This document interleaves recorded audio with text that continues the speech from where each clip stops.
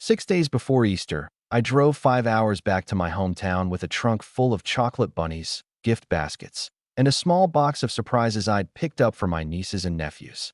It was tradition. Every Easter, I made the trip home to spend a long weekend with my parents, siblings, and their families. I'm 29, single, no kids, and I guess that made me the free one, the one who always had the time and money to do the extras.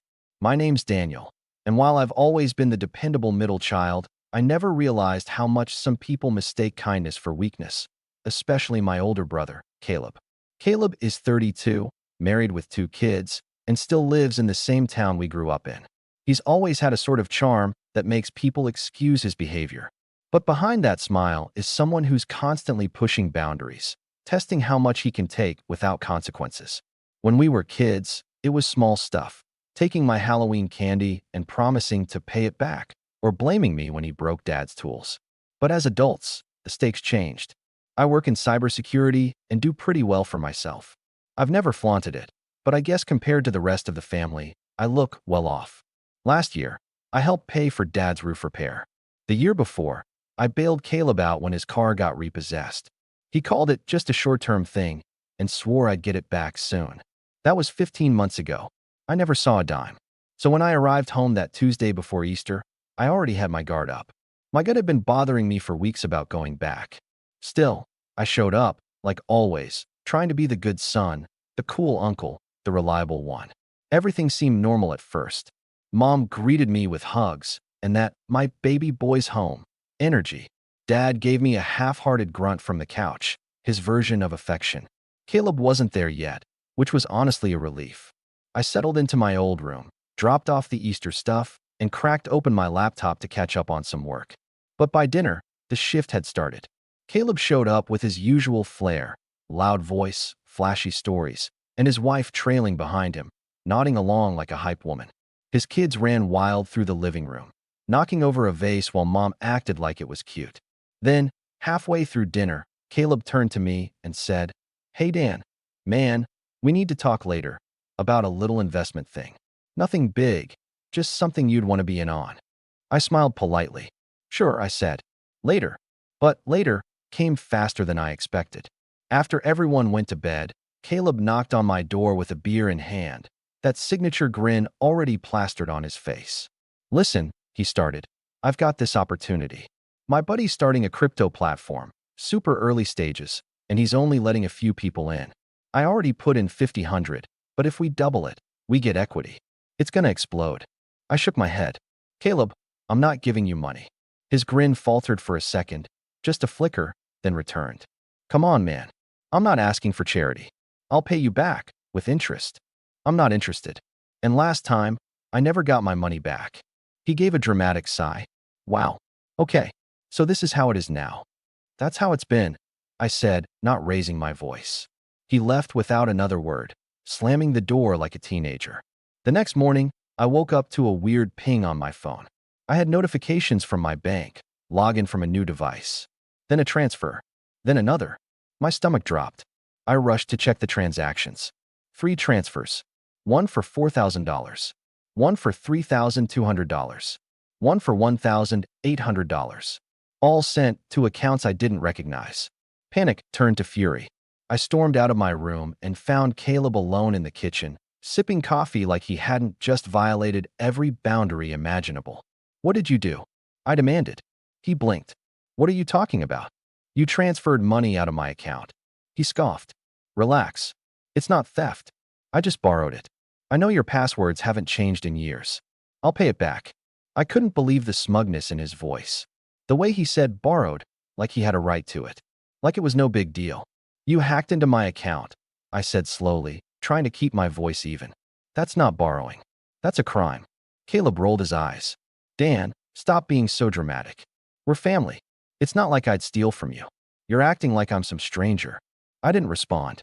I just stared at him, taking a deep breath, memorizing the way he leaned back, so confident, so sure I'd let it slide. And that's when I smiled. I smiled because he had no idea what I'd already done. I'd noticed the first unauthorized login just in time. I didn't say anything, not when I first saw it, not when I confirmed the transfers. Instead, I let it happen. I let him dig his own grave. 10 minutes before I confronted him, I called someone I hadn't spoken to in a while, my friend Mia, who works in digital forensics and has a few friends in local law enforcement. She'd walk me through exactly what to do. I screen recorded everything, saved the logs, and forwarded the IP address tied to the transfers. She confirmed it was traced to Mom and Dad's Wi-Fi. Now I stood there, looking at Caleb with a calmness I hadn't felt in a long time. "You're right," I whispered. "It's not theft. It's just a loan. And you're going to love what I did next." He squinted at me. "What's that supposed to?" The sound of tires crunching gravel interrupted him. Then flashing red and blue lights washed across the front windows. 3 police cars pulled into the driveway. Caleb went pale. He looked out the window, then back at me. "Dude," he hissed, "what did you do?" I just stood there, watching his smirk finally melt into panic. The same brother who had spent his whole life taking, manipulating, charming his way out of everything, now cornered in his own childhood kitchen. The first officer knocked, and my dad, half awake, still in his robe, answered the door. Confusion twisted across his face as he glanced between the badges and the flashing lights behind them. "Is Caleb Whitaker here?" one of the officers asked, peering past my dad into the house. My brother had ducked behind the kitchen counter like a child hiding from consequences. I could hear him whispering no, no, no under his breath, pacing like a caged animal. His wife, Claire, appeared from the hallway rubbing her eyes, her confusion quickly turning to dread as she realized something serious was happening. "Daniel," my dad barked, "what is going on?" But I didn't answer him. Instead, I stepped aside and nodded toward the kitchen. "He's in there." The officers moved past us.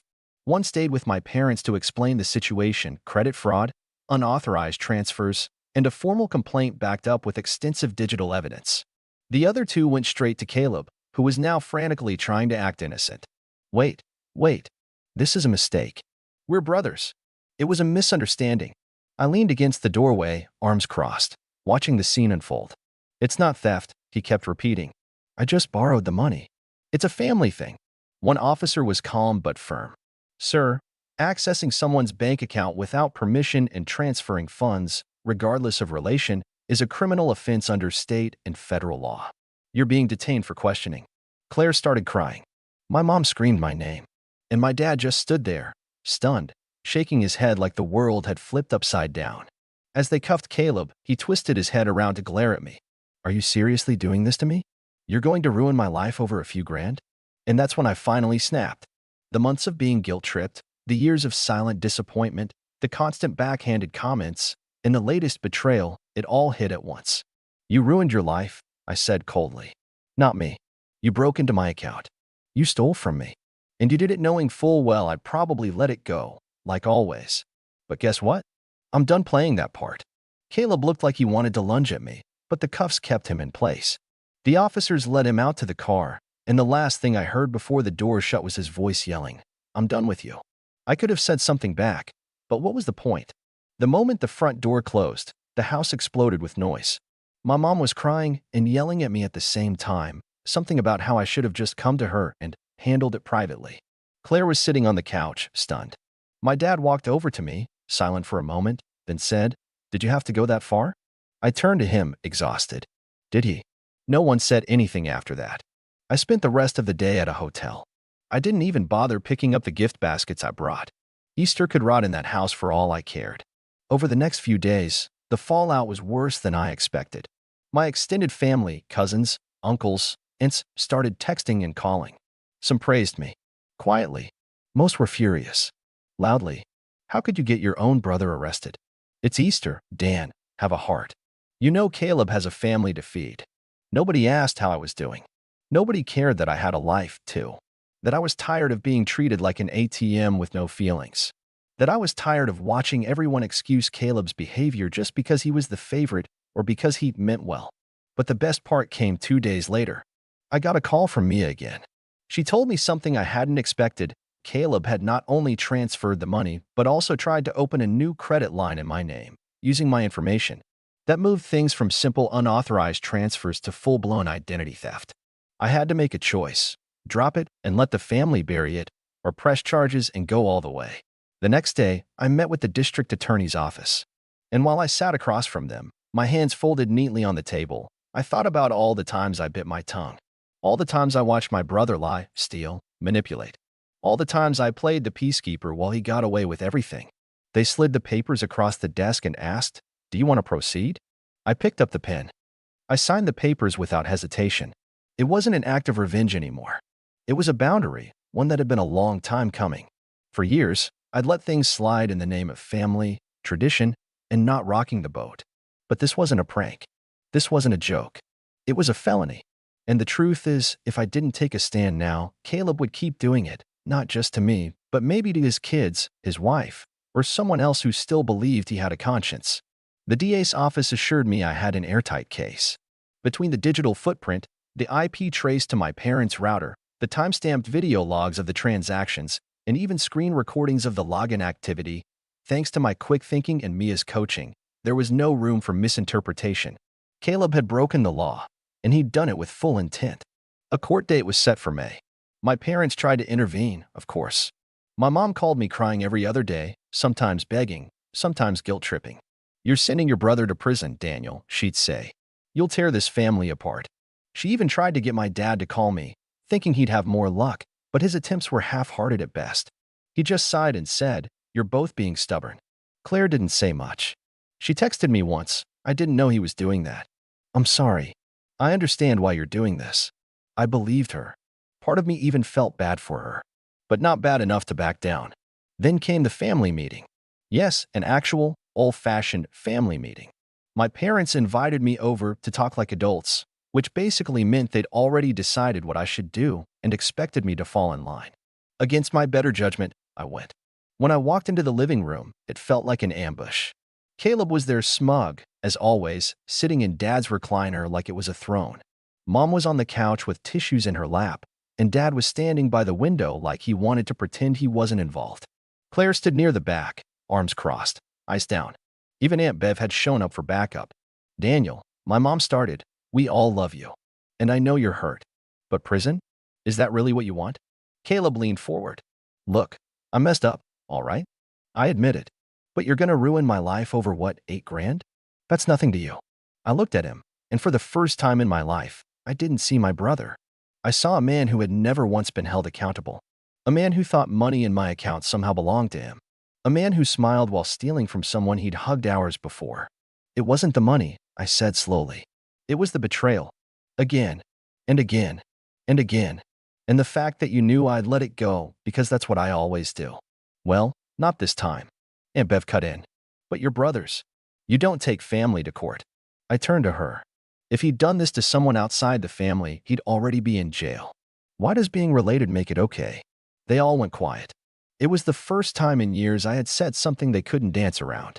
Caleb scoffed. "Whatever. It won't stick.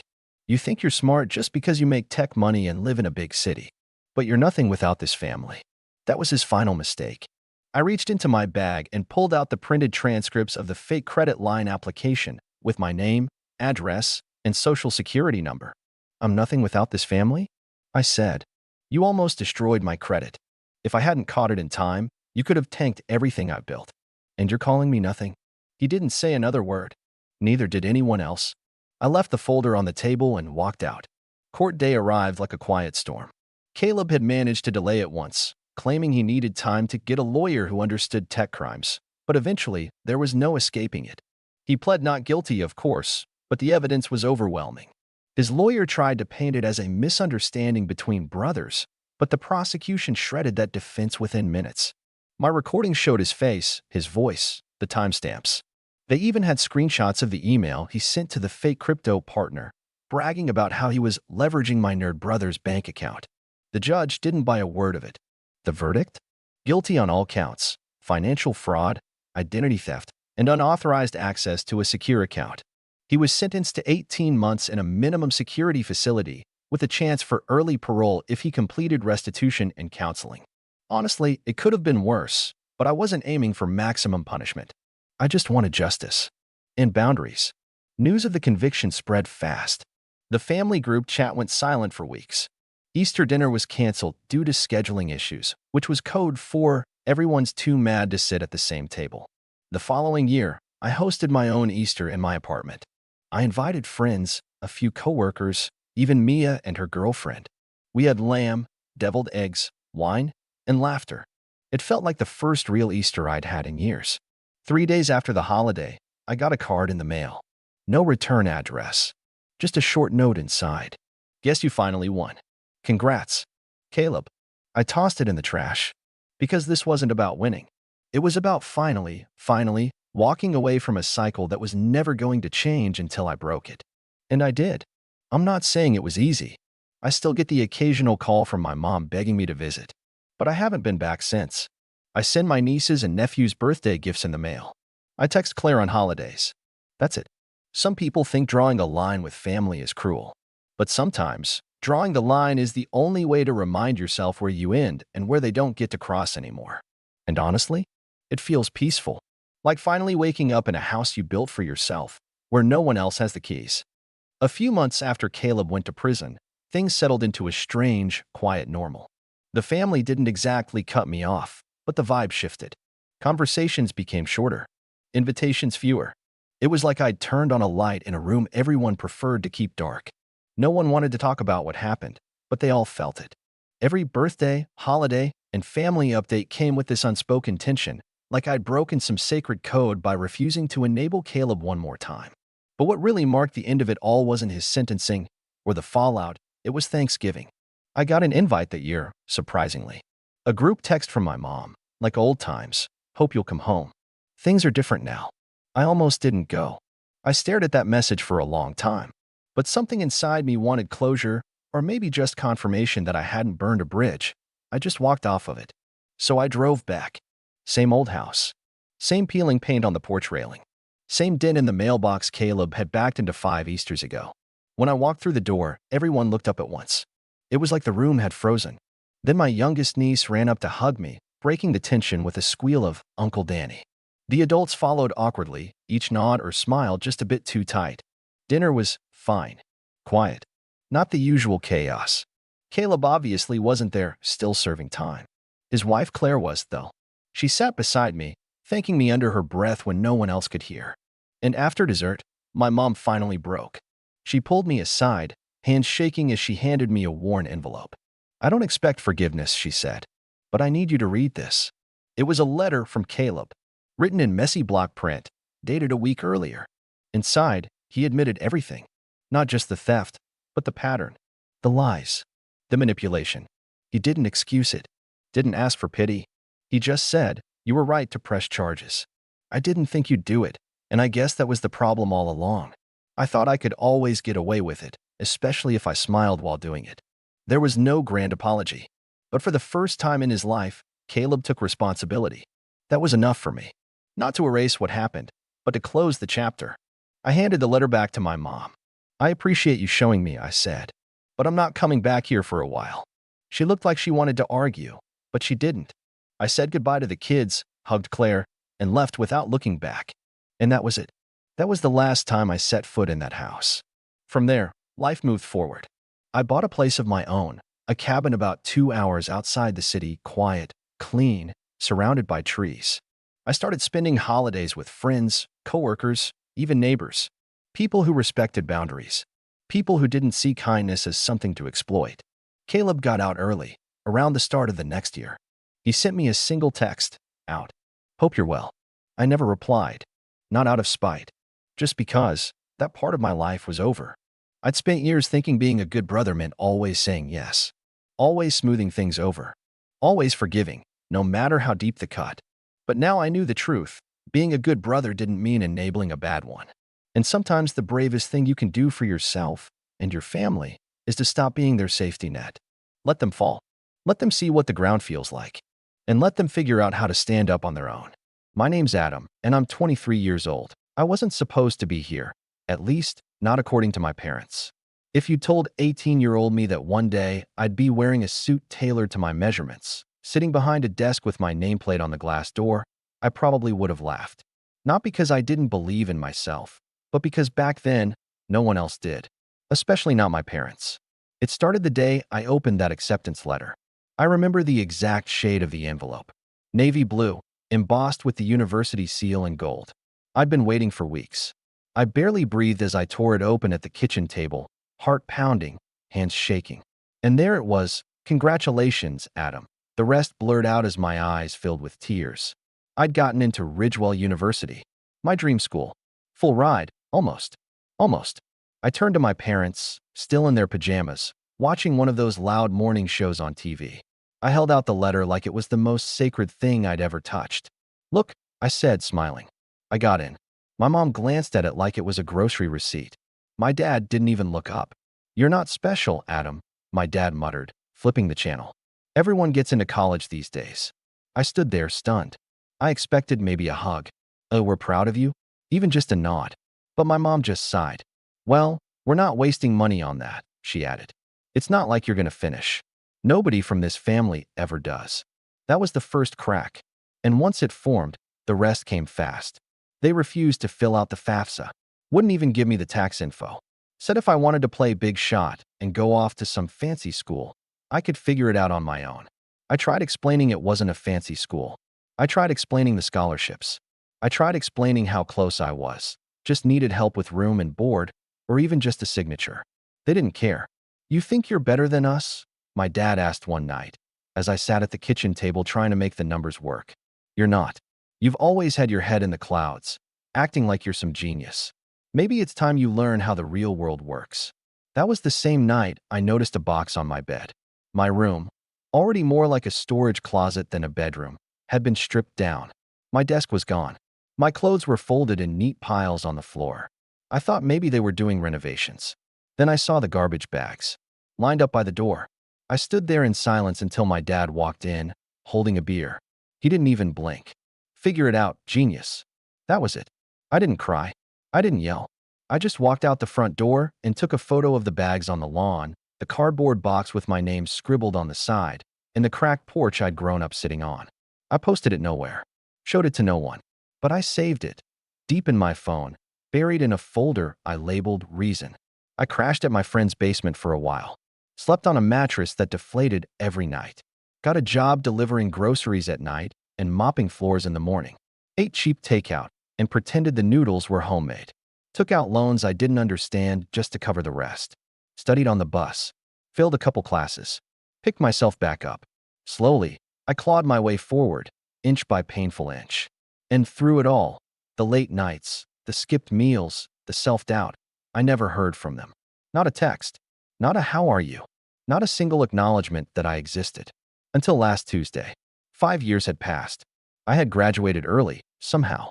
Got into a tech startup during a wild hiring spree. Moved up fast. Too fast. Imposter syndrome was a daily companion, but I faked it until I didn't have to. And then came the offer to lead a new branch in the city, corner office. Decent team, 6-figure salary. It didn't feel real until I walked in and saw my name on the wall. Adam Wexler, Regional Director. Tuesday started like any other. Emails. Meetings. Coffee that tasted slightly burnt. I was halfway through a call with a vendor when my receptionist buzzed in. There's, a couple here to see you. They say they're your parents. I didn't move for a second. I just stared at the phone like it had said something in a foreign language. Should I send them up? She asked. I almost said no. But curiosity won. They walked in like they owned the place.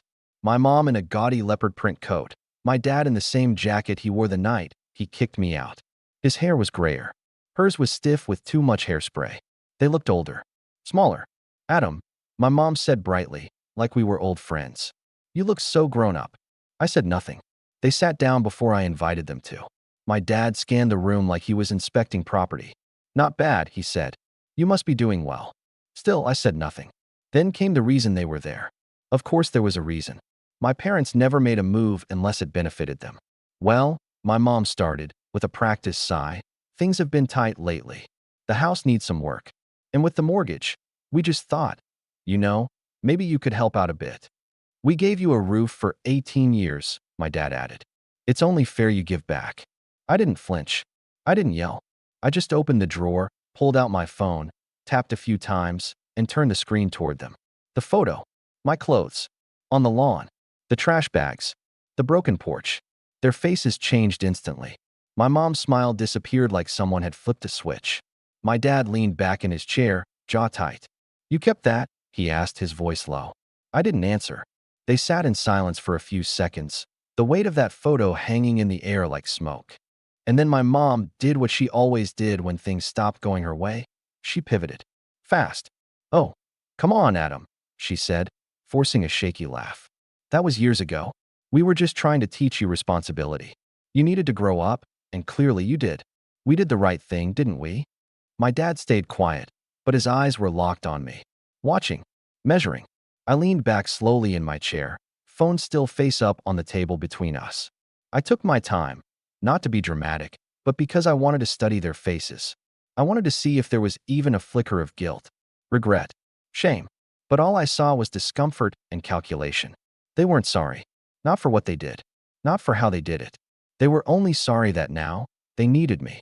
For a moment, I let the silence stretch. Let it sink in. I thought of those nights I fell asleep hungry because I couldn't afford dinner and bus fare. I thought of the rejection letters for internships because I had no connections. I thought of the way I used to walk past nice restaurants and imagine what it felt like to sit inside without worrying about the bill. I thought of the time my shoe fell apart during finals week, and I had to duct tape it together and pretend it was a style choice. And all that time, while I was scraping by, they were sitting comfortably in that house, watching game shows, hosting barbecue nights with the neighbors, not once wondering where their only son had disappeared to. "You didn't teach me anything," I finally said, my voice calm but razor sharp. "You abandoned me. You laughed when I got in.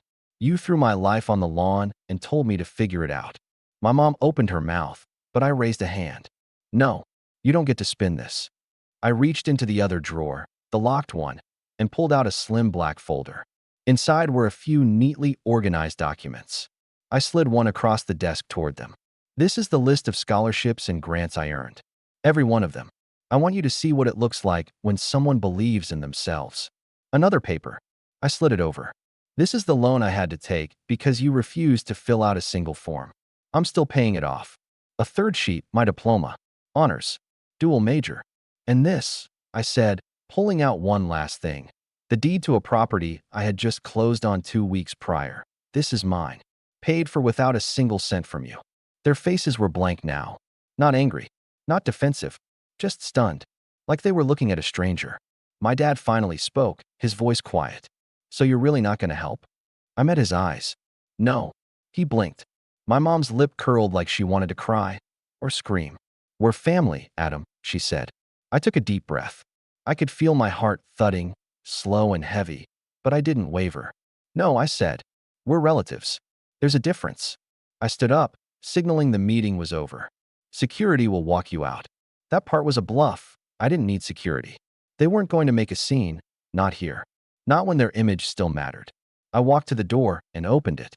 They stood, slowly, like their legs had aged 5 years in 5 minutes. My dad looked at me one last time. "You'll regret this," he muttered. I didn't answer. They left. I stood there for a while, staring at the hallway where they'd disappeared.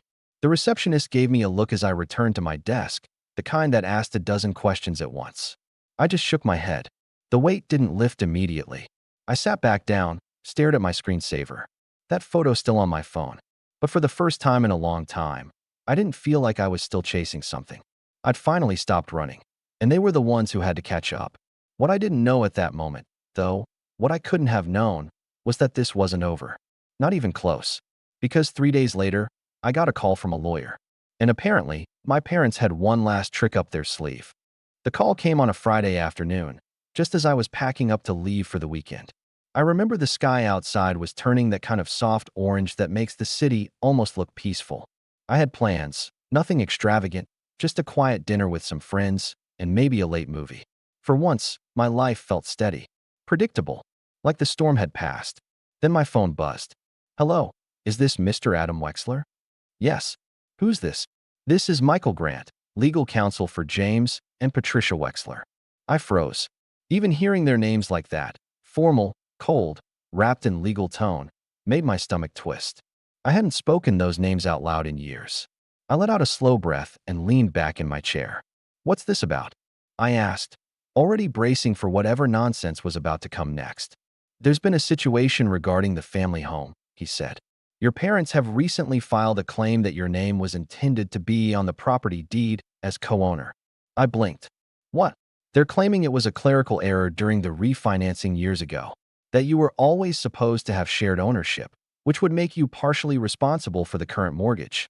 I laughed. Out loud. It wasn't a pleasant laugh. It was sharp and dry and bitter. They threw me out, I said slowly, trying not to raise my voice. They dumped my things on the lawn like I was a stranger. Now they want me to help pay for the house they kicked me out of. I'm not here to argue the ethics, Michael said, his voice steady. I'm just calling to inform you of the filing. You'll be receiving documents shortly. I rubbed my eyes. Of course I will. Just one more thing, he added. They also mentioned that, should you refuse to cooperate, they'd be willing to go public.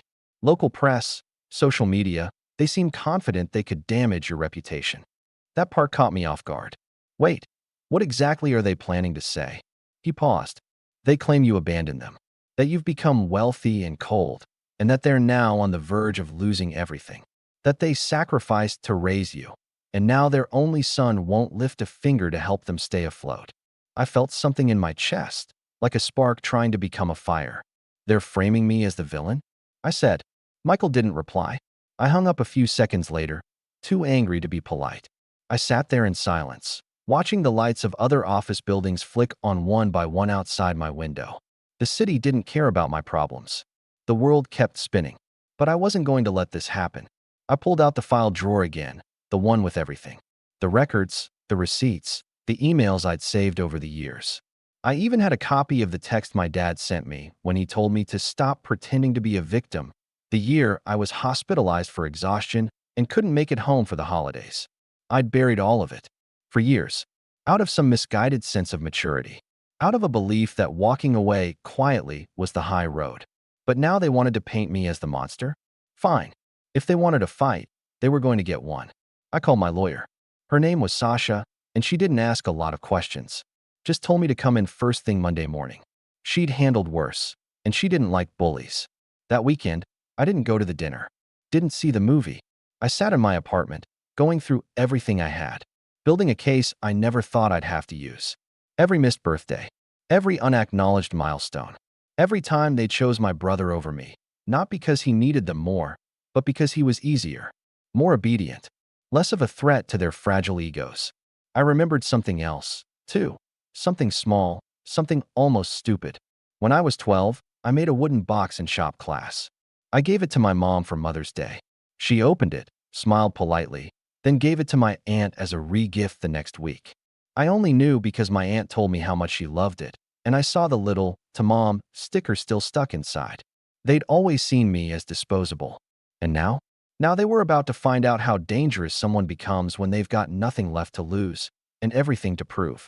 But just as I was preparing to go nuclear, something happened that changed everything. I got another call. Only this time, it wasn't from a lawyer. It was from my brother.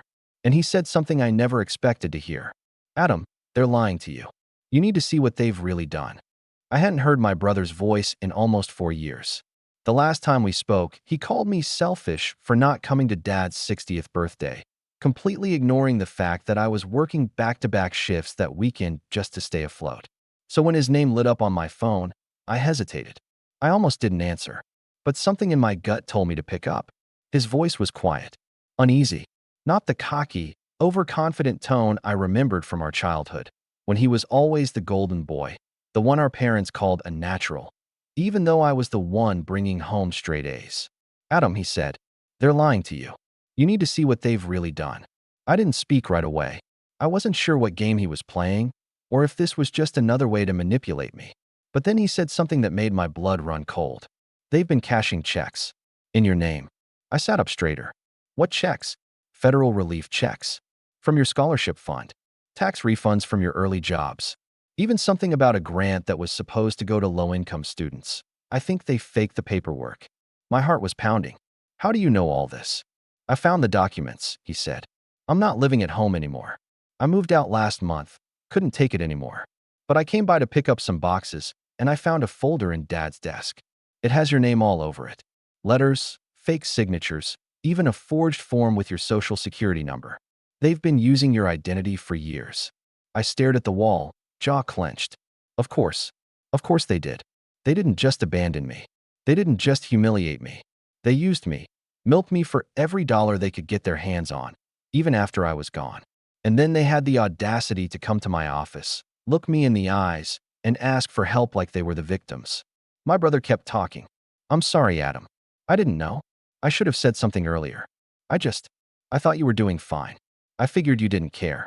I wanted to be angry with him, and maybe part of me was. But right then, I needed answers more than I needed apologies. "Can you get me copies of the documents?" "I already did. I scanned them before I left.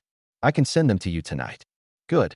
We hung up, and I just sat there in my apartment, staring at nothing, letting it all sink in. They had committed federal fraud. In my name. Probably thought I'd never find out. Probably figured I was too busy climbing the ladder, too focused on success to look back. And to be honest, for a while, I was. But not anymore. That night, I forwarded the scans to Sasha. I could practically feel the shift in her tone when she called the next morning. "Oh, they're done," she said, matter of fact. "This is prison time if we want to push it. At the very least, we'll get them investigated by the IRS. I want them held accountable," I said. "Every lie, every stolen dollar." "Then buckle up," she said, "because this is going to get ugly." And it did. The next 6 months were a blur of court documents, depositions, and carefully worded emails. Sasha was relentless. We subpoenaed bank records, tax filings, even school documents from my old high school. Turns out, the fraud went further back than we thought. They'd been skimming from me since I was 17. When the federal investigators got involved, things really started to unravel. My parents were caught completely off guard. They tried to play innocent, of course, said it was all a misunderstanding, that they thought they were entitled to the money because they'd supported me growing up. But the paper trail didn't lie. Forged signatures, multiple accounts in my name. My father had even created a fake Gmail account pretending to be me to apply for certain benefits. They were charged with identity theft, wire fraud, and tax evasion. The court gave them a choice: take a plea deal and pay restitution, or go to trial and risk serious prison time. They took the deal, barely. My father got 2 years of house arrest and probation. My mother got community service and was barred from handling any financial accounts outside her own name for 5 years. They were both slapped with hefty fines. But the real blow wasn't the legal punishment. It was the humiliation. They lost the house. My childhood home, the one they kicked me out of, was sold to cover part of the restitution. Every neighbor, every distant cousin, every member of their social circle knew what happened. Their reputation, their carefully curated image of being a good old-fashioned family, was shattered. My brother moved out for good, changed his number, started over. We talk now, not all the time, but enough. He's not perfect, but he helped me when it mattered. That counts for something. As for me, I used part of the restitution to pay off my student loans, bought a better apartment, set up a scholarship fund in my name, a real one, for students like me who were told they weren't special. And I kept the photo, the one of my stuff on the lawn. It sits in a frame on the shelf behind my desk, not out of bitterness, but as a reminder of who I was, of how far I came, of what happens when you bet against someone who refuses to stay down. A few months after the case ended, I got one last letter from my parents. No return address. Handwritten. My mom's handwriting. It said, "We didn't mean for it to go that far. We just wanted what was fair." I didn't reply, because in the end, I did what they always told me to do. I figured it out. On my own.